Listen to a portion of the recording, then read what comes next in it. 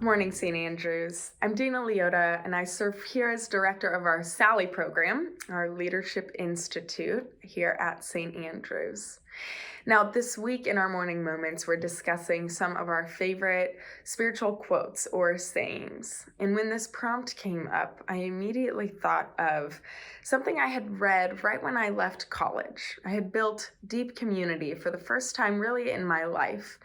And I left that community. I moved away from Seattle, where I went to school. And in that transition, a mentor gave me a book to read. And it's called Life Together by Dietrich Bonhoeffer. If you haven't had the chance to read it, I highly encourage you to do so. It's a great book. But I have to confess that I actually hadn't finished the book until recently, because I really only read about a chapter of it when I was going through that transition back post-college. And I hit a quote in that book that has stuck with me. Maybe that's why I never finished it, because I needed that much time to keep mulling over this quote.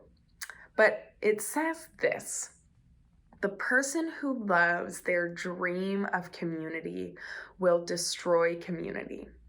But the person who loves those around them will create community." Now, at the time I was given this book to read, I had left deep, loving community and moved into a new space where I really didn't see the opportunity to replace my old community. All throughout life, I have been in communities where I didn't really feel comfortable and I didn't really feel like I connected with anybody. And I tended to have this expectation that community should look a certain way. So when I would enter into these communities where I didn't feel comfortable, I didn't feel known, I stayed on the outskirts of them, wondering where better community was. And so when I finally got to college and experienced that, it was very hard for me to let go of.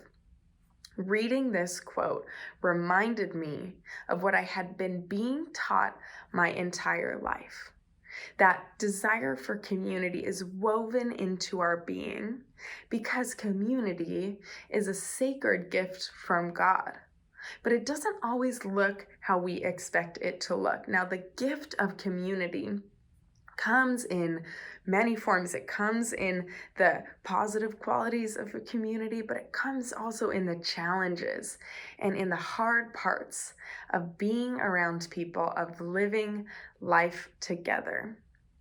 But the sacredness of community is indication that God has called us into the places where we exist, and that to step into community is our call, no matter how it looks. Whether it's what we want it to be or not, we are called to step further into community. And as a result of that, we are transformed.